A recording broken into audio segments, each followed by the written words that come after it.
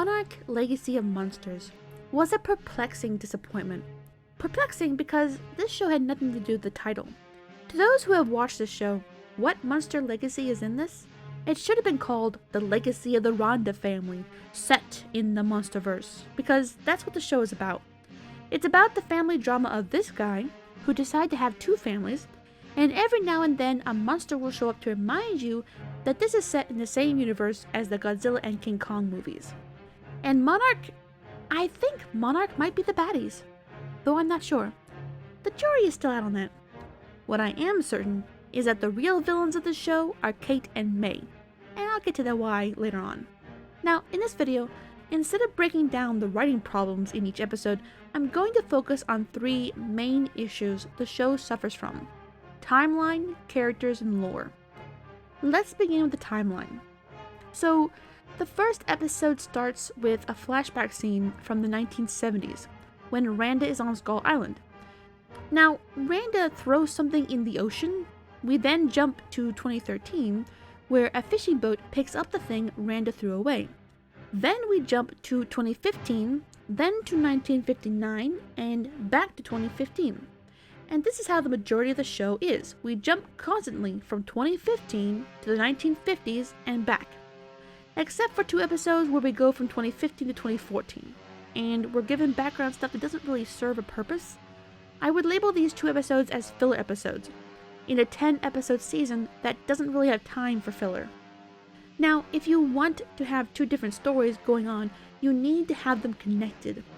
For example, have the 2015 group following the steps of the 1950s group, reading their journal entries and showing the 1950s scenes as though journal entries being acted out. Or start the show with Monarch being established in the 1950s and build your way up to 2015. Now, as bad as the constant jumping around is, it's not as bad as the characters. The more likable characters are the 1950s group. I don't have too much to say about them other than their story was more interesting, and the show should have been about them, despite the fact that they broke the lore in the 1950s storyline, but more on that later. The 2015 group are some of the worst characters I've seen in a TV show in a long while, and I'd just like to mention right here that I did not watch Velma, so for me, Monarch Legacy of Monsters was the worst TV show of 2023. Now, in the 2015 group, we have Kentaro. He's the least offensive of the main three. He's a wallflower that now and then someone remembers to move into the sun so he'll stay alive.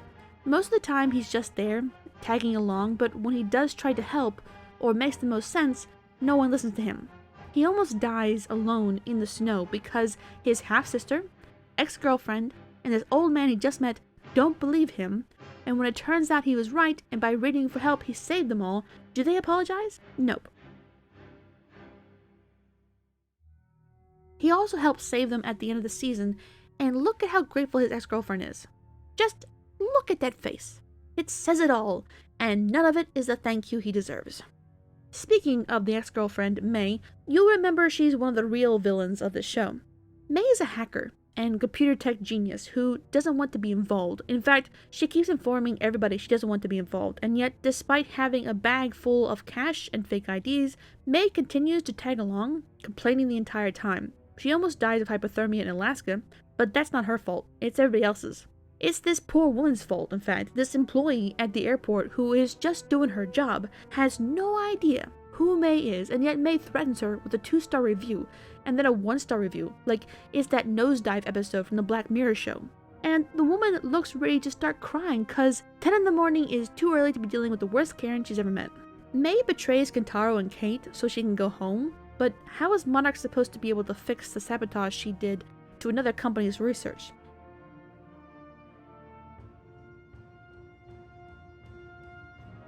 She acts like a woman scorned towards Kentaro. These two have zero chemistry. And then at the end, she's chumming with Cate like they didn't spend the whole season arguing with each other, bonding over belittling Kentaro, and freaking out over nothing. And Cate, she's worse than May. Now, most of the time, Cate has this attitude of, I've got a chip on my shoulder, and I won't be nice to anyone, except when I want something in return. And she's always trying to take control of the situation, even though she doesn't have the knowledge to lead anyone to safety. Now, she also gets angry at just about everyone, Angry at her dad, angry at her mom, angry at Kentaro, angry at his mom, angry at May, angry at Shaw, angry at Monarch, angry at Godzilla. She is one angry person, okay? Anakin's got nothing on her. She treats the majority of people around her like they're beneath her. Except May. Despite May complaining about how much she doesn't want to be with them, despite betraying the half-siblings' trust, Cate manipulates May and gets over her anger towards May very quickly, and by the end of the show is buddy-buddy with her. Now, why Cate is angry at everyone possibly stems from her anger at her father, even though we discover she's just like her dad, because she's cheating on this nameless character with this nameless character, but none of that is important because it's in one episode and not shown or talked about again. And speaking of her dad, this guy wins the Worst Father of the Year award. For some reason, he lives a double life. A wife and daughter in San Francisco, and a wife and son in Japan.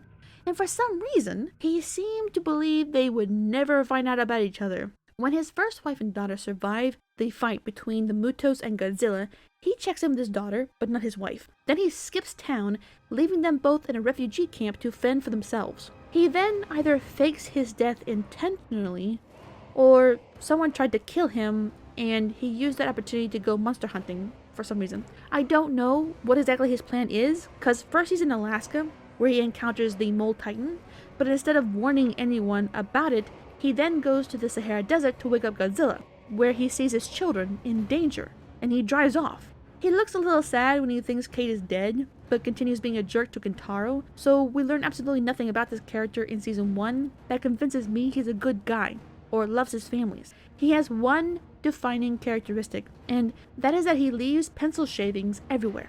Kentaro and Cate bond several times when mentioning this, and since it's about the only thing they mention about him, it leads me to believe that this guy operates more in the shadows than Monarch does, to the point where no one knows anything substantial about him. Speaking of Monarch, I think they're meant to be the baddies in the show. That, or they're so worried about a political fallout that they've become rather incompetent at their jobs. For some reason, they want these files from the 1950s, or the 1970s, I'm not sure. And so they kidnap, threaten, bribe, and manipulate their way to getting their hands on these files. But that becomes a waste of time, as the files get destroyed. Or do they?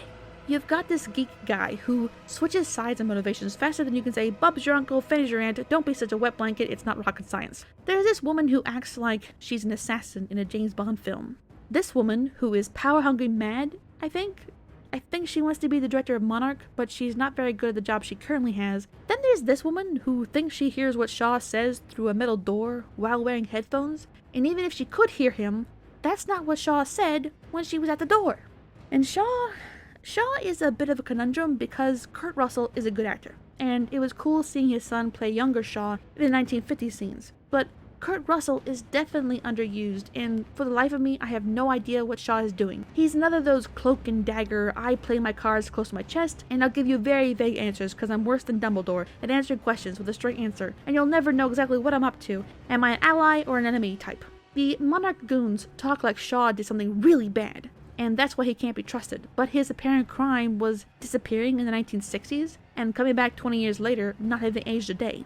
And for that, the son of his best friends, yes, Cate and Kentaro's father, imprisons Shaw in a high-security nursery home for decades. Okay, so maybe Cate and May aren't the real villains, but this guy after all? So he's the villain and they're his evil henchmen. The third main thing I want to talk about is how the show takes the established world building from the movies and chucks it out the window. For instance, remember how Dr. Brooks talks about writing a paper on the theory of the Hollow Earth, and that was why Monarch hired him? And in Godzilla King of Monsters, Rick says Dr. Brooks was right, making you believe the Hollow Earth theory was Dr. Brooks' theory? But, you're wrong. Randa had the idea for the Hollow Earth back in the 1950s, and they get a team to go there in the 1960s. The survivor witch doesn't come back till the 1980s, so Randa never learns if he was right, and for some reason, Monarch in the 1980s doesn't believe anything Shaw tells them, even though this is after Kong Skull Island, where Brooks, who survived, would have told him about it being hollow underneath the island. But drama is more important, apparently. Oh, and remember in Godzilla King of Monsters how Emma tweaks her and Mark's Orca invention to wake up the Titans? Monarch was doing that back in the 1950s, so all Emma did really was find the right frequency.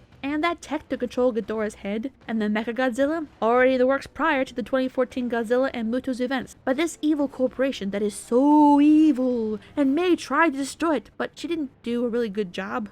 and they knew it was her, so she had to run for her life, looking like a grouchy lemur the whole time. Now, getting back to the Hollow Earth theory, this was kinda already messed up by Godzilla vs. Kong, but at least in that movie, there was no time difference between what was happening down there in the inner core kingdom versus what was happening on the surface. But in the show, not only do they add how you need to find a Pacific Rim portal to get to the Hollow Earth, but there's also this huge time anomaly happening in the Hollow Earth as well. So an hour there is years on the surface, some of the time. It's actually pretty inconsistent. I know, shocker.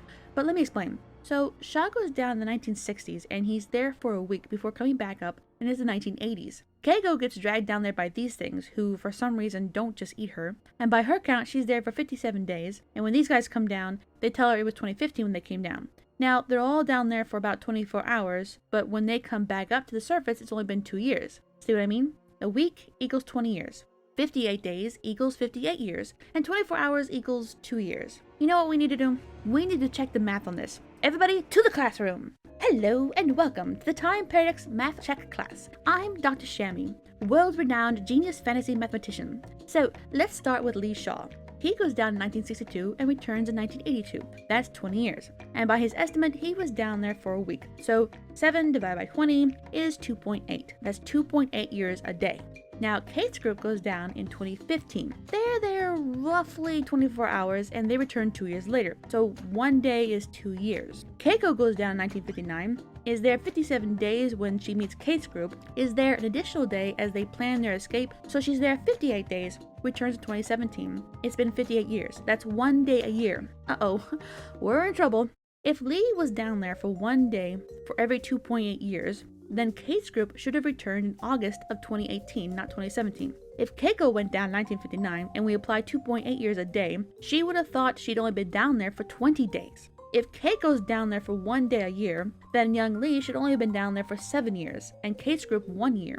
If Cate's group is down there for 1 day, and they return 2 years later, then young Lee should only have been gone for 14 years, and Keiko would think she'd only been gone for 29 days. Now, if the show is trying to say that all time is messed up there, I'll remind you that both Keiko and Shaw were keeping track of the days they were there by a 24-hour time frame, meaning the day and night hours behaved like a 24-hour day on the surface, enough so that these two thought they were keeping track of the time correctly. So having the three groups be gone for a different time frame that doesn't add up with the others doesn't make sense. But if that's what the show was going for, a weird warped temporal anomaly, then this was the show's chance to skip over the horrible Godzilla vs. Kong plot and have the cast appear in the far future, where the writers would have a clean slate to work with. But no, they're still gonna make a token effort to tie this show to the movies, despite the fact that the main characters come back on Skull Island, at a base operated by Evil Corporation, and no Monarch in sight. But there should be a Monarch outpost on Skull Island, cause it's there in 2019 during the events of Godzilla King of Monsters. So what's going on? No time to explain. End the episode, and with that, season 1 ends with more questions than answers, very unlikable characters, confusing storyline, and no regard for the movie's established world building. I was hoping this show would be about Monarch fighting the monsters that Dr. Serizawa briefly talks about in Godzilla King of Monsters. If you remember, he mentions that they have 17 and counting, and unfortunately the movie didn't have time to show all of them. So it would have been neat to see Monarch discovering them and coming up with ways to keep them contained and asleep. Instead, we got family drama, and more family drama, with brief sightings of monsters who appear and then disappear without any explanation of what happened to them. We learn very little about the new monsters, but the weirdest thing is what they do to Godzilla, the king. For some reason, after the San Francisco event in 2014, they have Godzilla go to the Sahara Desert and take a nap until he is rudely awakened by this cheating, no good for nothing, cheap looking sushi roll in 2015. Now, explain to me why this giant lizard, who is more at home in the water and has a home in the lost city of Atlantis, would go to a desert to chill. Also, as a fun challenge, try to calculate how many sandstorms would have to happen in 1 year in the Sahara Desert in order to completely cover Godzilla enough so that he would become one with the landscape, because this is all Godzilla, and it doesn't look like him. No outline to give you an inkling that this is not a natural terrain formation until he moves. Before I end this video, I'd just like to say how disappointed I am in the show, which was called Legacy of Monsters, and all we got was the legacy of Bill and Kiko Randa. What a disappointment they were. This is all I got for now. And if you saw the show, what did you think of it? Were there any new Titans you would have liked to have seen more of? Catch you in the next video, but until then, may the sun rise to meet you, and may you find a pot of gold at the end of the rainbow.